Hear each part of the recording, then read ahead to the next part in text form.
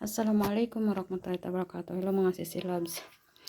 Share ko lang sa inyo sa gabi na to na ginagawa ko. Alam niyo mga sisi loves, napansin ko itong mga damit ko dito sa kwarto kasi sabi ng asawa ko.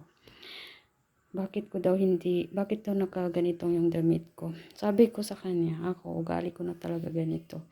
Kaya hindi natin kaya yung ugali natin doon sa Saudi kasi malaki ang natin doon. Kumbaga mga bahay doon at saka yung kwarto natin. So walang nakikialam doon.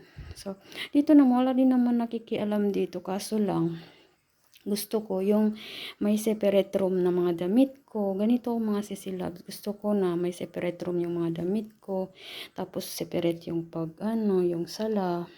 Tapos ganyan ako mga sisilabs. Kasi na ko doon sa Saudi. Sa taga-tagal natin doon sa Saudi. Tapos yung gusto natin yung lalo na kahit relate kayo dito. Diba relate kayo pag uwi ninyo dito. Pag walang yung importante sa atin mga CR. Diba? So kahit CR dyan sa Saudi, parang gusto natin igaan, pwede natin igaan. So pagdating natin dito sa Pilipinas, of course mga lang tayo dito, mahirap lang tayo. So minsan na tayo sa mga CR na tawag dyan, nagdidiri tayo, di ba? So ako talaga ako sa kahit doon din sa Saudi, pag may makikita ko mga CR na hindi talaga ako magsisiya. So dito, ni-share ko lang sa inyo mga sisilabs ang itong mga ugali kong ganito. Kahit saan talaga ako, kasi hindi naman siya madumi na naman siya, recognize naman siya, hindi lang siya talaga nakatago. Kasi ang akin kasi pag nagsusuot ako, kailangan nakalabas siya lahat. Nakikita ko, hindi ko na hinahanap yung mga susuotin ko na.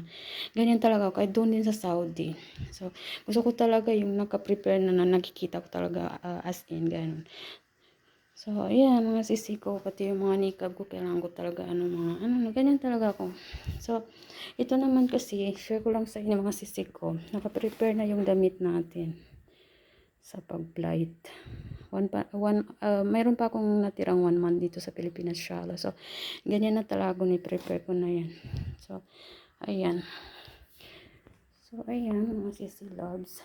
So, dito ginawa naming room na room ng mga damit, tapos room ng sala. Dito ako magsasala. So, ayan mga sisi love. So, ito naman, itong, tawag dito, itong maleta ko dito, itong maleta ko na malaki, na puno ng gamit, is, hindi ko na yung halangkatin, kasi pag magpa-flight ako, dyan na lang yan. Kasi, yan lang dadalhin ko. Isa lang maleta. So, ito din naman, hindi ko din na yan madadala.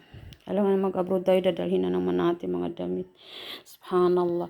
Ako, sa totoo lang mga sisilabs, nabibilang yung nabibili ko talaga. Promise. Sa tagal-tagal ko mag-abroad, hindi talaga mahilig magbili ng mga dito lang talaga sa mga online na nag-order ako, ganun. Pero yung karamihan talaga na binibigay sa akin, binibili nila sa akin. Tapos nagbibili din ako, nag-order din ako pag nag-order ako yung mga dress, mga ganun, mga hijab, mga niqab, ganun. Mga ganun. So, alhamdulillah, din ako, bisyo din ako, meron din akong kapasawayan sa mga order na yan. Hindi talaga mapigilan yung order. So, ayan, naghalo na yung mga, yung mga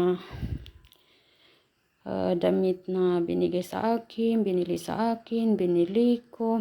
So, pero sa totoo, nabibilang ko yung nabili ko, siguro nakabili lang ako mga nasa 100 plus lang nabili ko. Sabi na nga sa ako, 100 plus, sa last na lang binili mo. Sa totoo lang, nakwenta ko talaga na sa 5 taon ako na nasa 100 plus ako na naka-order, na nabili ako ng mga kasi ganun talaga ako. So, alhamdulillah, ni-share ko lang sa inyo. So, ayan, naka-prepare na yung maleta natin sa pag-flight, inshallah, for 1 month. So, ito yung room ng namin. Kumbaga, ginawa namin free room. So, abang nagsasala ako dyan, mga sisilab, may papakita ko sa inyo. Pero, nagliit na siya, mga sisilab. So, yung kamar,